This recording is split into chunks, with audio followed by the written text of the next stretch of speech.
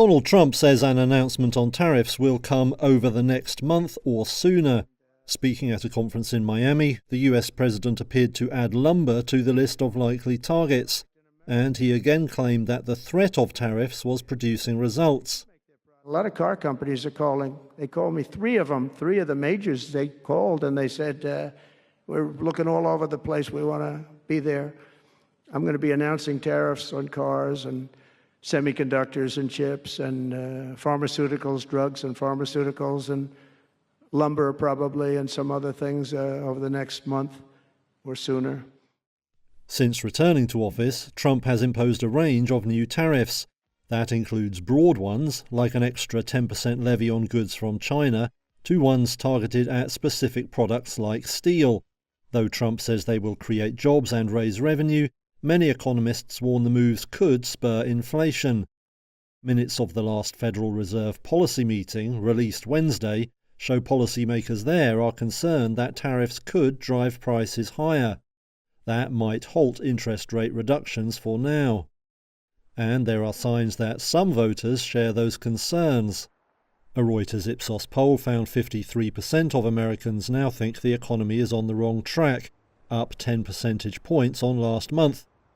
Only 32% approved of Trump's performance on inflation, and his overall approval rating fell. Reuters also spoke to voters in Miami and here in Phoenix, Arizona. At least some connect trade policy to rising prices. Trump imposed those tariffs. He said it was going to be a little pain. And you notice some of the prices going up, food prices going up. He did make those promises that food prices would go down before he entered office.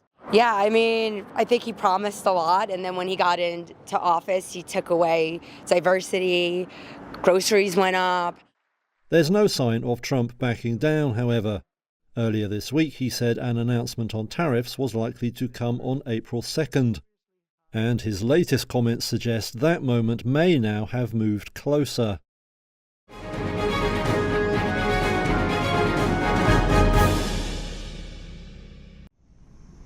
U.S. President Donald Trump escalated his war of words with Ukrainian President Volodymyr Zelensky on Wednesday, calling him a dictator without elections in a Truth Social post, adding that he better move fast or he is not going to have a country left. Trump's post came just hours after Zelensky said the U.S. president was trapped in a Russian disinformation bubble, after Trump suggested on Tuesday that Ukraine was responsible for Russia's full-scale invasion. You should have never started it. You could have made a deal. Speaking at a news briefing, Zelensky said he would like Trump's team to have more truth about his country. Unfortunately, President Trump, who we respect a lot as the leader of a nation that we really respect, the American nation, who supported us all the time, unfortunately, he lives in this disinformation space. Zelensky also said Trump's assertion that his approval rating was just 4% was Russian disinformation, and that any attempt to replace him would fail. An early February poll from the Kyiv International Institute of Sociology shows 57% of Ukrainians trust their president. Trump's comments criticizing Zelensky come as the war between Ukraine and Russia nears its 3-year mark, following Russia's invasion on February 24, 2022. Russia has seized some 20% of Ukraine and is slowly but steadily gaining more territory in the east. Zelensky's 5-year term was supposed to end in 2024, but presidential and parliamentary elections cannot be held under martial law, which Ukraine imposed in February 2022 in response to Russia's invasion. The war of words between Trump and Zelensky comes after a phone call between Trump and Russian President Vladimir Putin last week, which upended U.S. policy to isolate Russia over its invasion of Ukraine.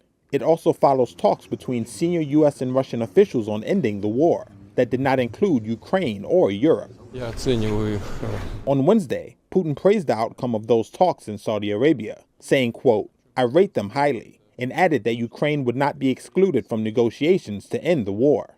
Meanwhile, Trump's envoy for Ukraine, Keith Kellogg, met with Zelensky in Kyiv on Wednesday. He told reporters he was there to listen and said he understood Ukraine's need for security guarantees.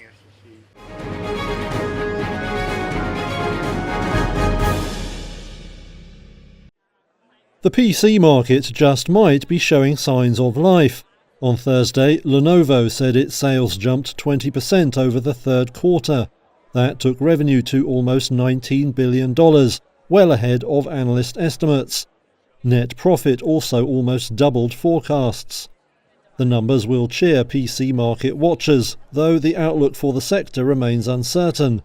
Research firm IDC says the worldwide market for personal computers grew just 1.8% over the final quarter of last year. Still, that marks a recovery from the slump that followed the end of the global pandemic. Sales had boomed during lockdowns, when people stocked up on gear for home working and entertainment. Lenovo maintained its status as the world's top PC maker over the latest quarter, grabbing almost a quarter of the market.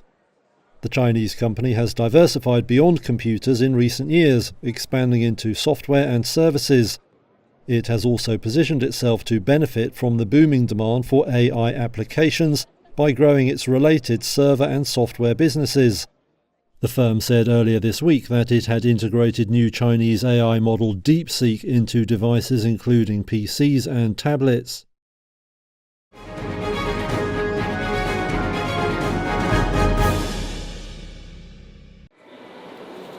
Almost 9 out of 10 Japanese companies expect U.S. President Donald Trump's policies to hurt business. That's according to the results of a new Reuters study out Thursday. It's the clearest sign yet of rising worry in the United States' top foreign direct investor. About 86% of 233 companies surveyed said Trump's policy measures would have an adverse or somewhat adverse effect on their business environment. That's up from 73% from the same survey taken a month before Trump took office. Of the firms in the world's fourth largest economy that see Trump's policy initiatives as negative, 72% picked his trade strategy, including imposing more tariffs as the most detrimental factor. Trump has already announced 25% tariffs on steel and aluminum imports, imposed 10% duties on goods from China, and has threatened Canada and Mexico with steep measures that are on a 30-day hold. Earlier this week, Trump threatened tariffs, quote, in the neighborhood of 25% on auto imports as soon as April 2nd. While Japan does not impose tariffs on cars, the U.S. government said during Trump's first term that a variety of non-tariff barriers impeded access to Japan's automotive market. Meanwhile, about a quarter of the companies that said they see Trump as bad for business picked deepening friction between the United States and China as their main concern. Japan, a firm U.S. ally, is also deeply reliant on China as both a manufacturing base and a key market for its machinery and other exports.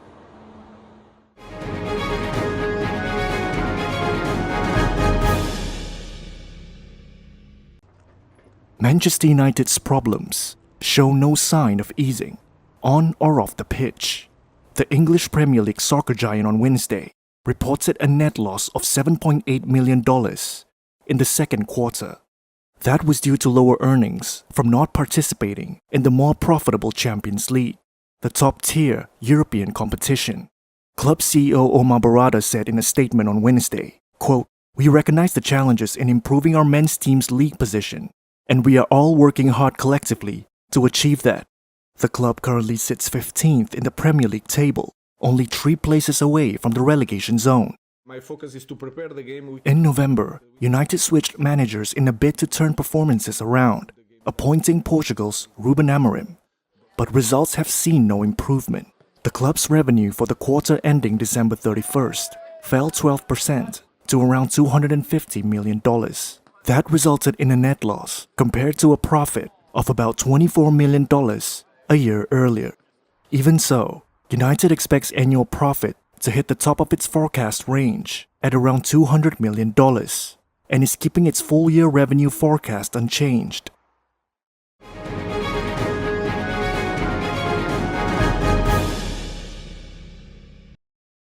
Microsoft says it has created a new chip that shows quantum computing is much closer than recently believed. Quantum computers hold the promise of carrying out calculations that would take today's systems millions of years. But the fundamental building block of quantum computers, called a qubit, is extremely difficult to control and prone to errors.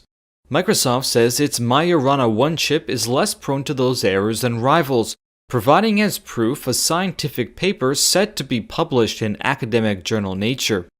The chip has been in the works for nearly 2 decades and has a new type of material.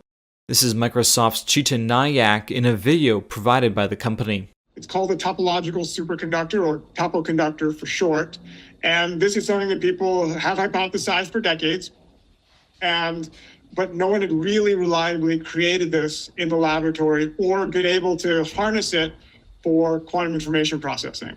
Google last year showed off its own new quantum chip, saying that commercial applications are only 5 years away. IBM said large-scale quantum computers will be online by 2033. Microsoft did not give a timeline for when its chip would be scaled up to quantum computers that can outpace today's machines, but in a blog post, the company said it would be, quote, years, not decades.